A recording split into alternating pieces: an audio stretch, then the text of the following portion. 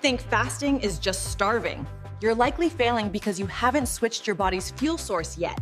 Let's fix your strategy right now. So let's talk about intermittent fasting. You've probably heard about it, maybe you've even tried it. But have you ever wondered why so many people start out super excited only to just stop? Today, we're going to dig into the real reasons why people struggle, and I'll show you how to get it right. You know that feeling? You give it a real shot, you try to stick with it, but it just feels impossible, and you end up feeling like you've failed. Trust me, if you've been there, you are definitely not alone. It's a really common experience. But what if I told you the problem isn't you? Seriously, this is the big secret. Your success with fasting has almost nothing to do with having superhuman willpower. It's all about the information you're working with. It's about the method. Once you get the right approach, the whole thing just clicks, and what felt like a huge struggle suddenly becomes easy. Okay, so where do things usually go wrong? Well, a lot of the time, the trouble starts before you even think about skipping a meal. It all begins with this huge mental hurdle. I mean, think about it. For all of human history, food has meant survival. So when you tell your brain you're going to voluntarily not eat, it kind of freaks out. This deep-seated fear of deprivation is probably the #1 reason people get scared off. But it's all based on a big misunderstanding of how your body actually works.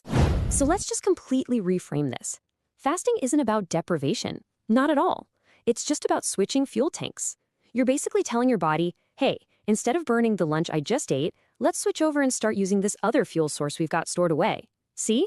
You're not starving, you're just becoming incredibly efficient at using the energy you already have.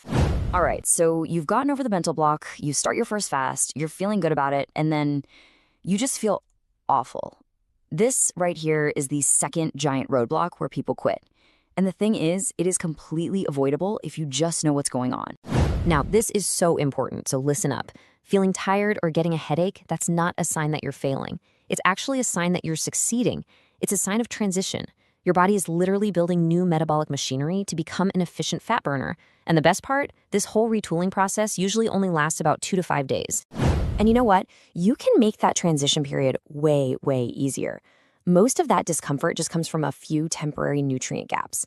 The fix is actually incredibly simple. You just need to make sure you're getting enough potassium, a little bit of good sea salt for sodium, and some vitamin B1. Nutritional yeast is great for that. It sounds too simple, but these little tweaks are a total game changer. Okay, let's talk about the third big one, the one that drives people crazy, the weight loss stall. You've made it through the transition, you feel like you're doing everything right, but that number on the scale just will not move. It's beyond frustrating. This is where you have to completely flip your thinking. We've all been taught that you lose weight to get healthy, but the biological truth is the exact opposite. You have to get healthy first in order to lose weight. If your body is dealing with inflammation or other internal problems, it's going to use its energy to fix those things before it even thinks about burning fat for weight loss. It's a sign that your body is smart. So, if the scale isn't moving, forget the scale for a minute. Start looking for other signs that things are working. Are your cravings going down? Do you have more energy in the afternoon? Is your thinking a little clearer? These are the real signs of success. They prove your body is healing on the inside, and that's the win you should be celebrating. Now, once your body is in that healthier state, then you can start to really ramp up the fat burning. There are 4 really powerful levers you can pull here. Cut way back on carbs when you do eat. Try to slowly extend your fasting window. Add in some exercise, and, this is a big one, get more sleep. Each one of these tells your body, okay, we're healed up, it's time to burn fat.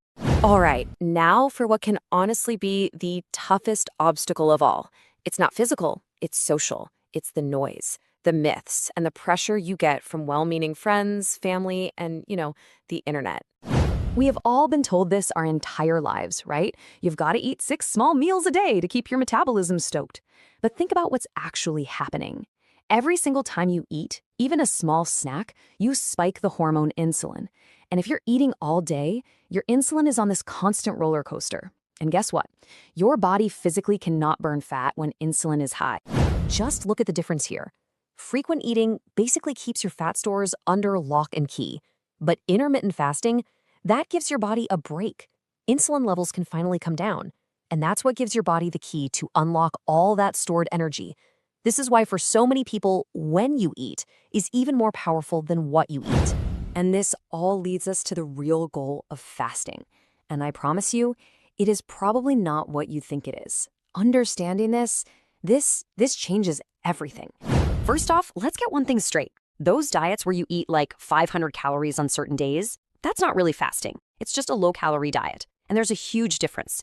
Because you're still eating, your body never fully makes that switch to burning its own fat for fuel. And because of that, you stay hungry. And that, right there, is the entire secret. This is the whole game. The single biggest sign that you are doing intermittent fasting correctly is that your hunger goes away. The constant, nagging cravings just disappear. That's the moment your body has fully adapted. That's the point where this whole thing stops being a chore and becomes effortless. And once you get to that point, that freedom from hunger, the benefits just explode. You're not just losing weight anymore. You are building legitimate willpower. You're fixing your hormones. You're literally creating new brain cells. You're tapping into your body's most powerful self-healing modes. It's not a diet, it's a total system upgrade. So, I'll just leave you with this final thought. We all start fasting thinking about the weight we want to lose. But what if the real prize, the biggest benefit of all, isn't what you lose, but the incredible control you gain? Control over your hunger, your energy, your mood, and your health. Now that is a superpower. To do this correctly, check the full guide in the description below. If this helped, hit subscribe for more health tips. Thanks for watching.